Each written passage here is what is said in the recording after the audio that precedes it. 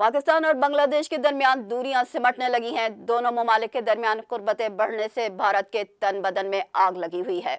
बांग्लादेश के साबिक वजीर आजम शेख हसीना वाजिद की हुकूमत के खात्मे के बाद ढाका और इस्लामाबाद के ताल्लुकात में बतदरीज बेहतरी आती जा रही है।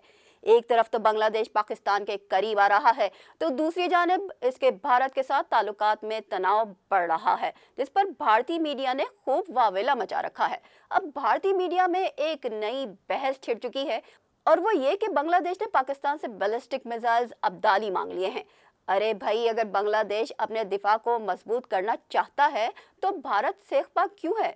अब जरा ये सुने कि भारतीय मीडिया दावा कर रहा है कि बांग्लादेश मुबैना तौर पर पाकिस्तान से शॉर्ट रेंज बैलिस्टिक मिसाइल हासिल करने की कोशिश कर रहा है, ताकि मुमकिन भारतीय हमले के खिलाफ अपनी दिफाई सलाहियतों और डेटरेंस को मजबूत कर सके। तो जनाब, इसमें गलत क्या है? हर मुल्क अपने दिफा का हक रखता है। भारत को अपने दिफाई बजट पर भी नजरसानी करने की जरूरत है।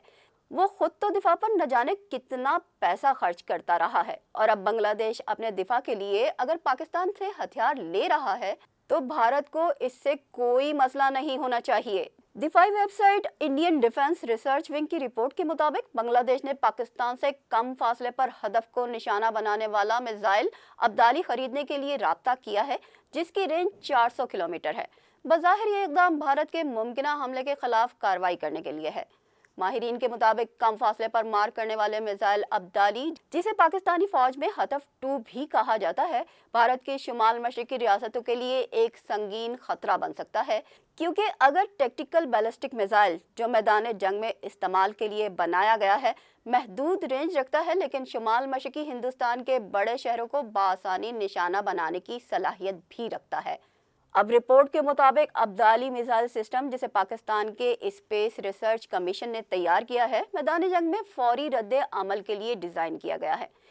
दिफाई माहिरीन का ख्याल है कि अगर बांग्लादेश और पाकिस्तान के दरमियान मामला तय पा जाते हैं तो SRBMs इलाकाई सलामती को यकसर तब्दील कर देंगे और जनूबी एशिया में स्ट्रेटेजिक तवाज़ुन को तब्दील कर दिया जाएगा।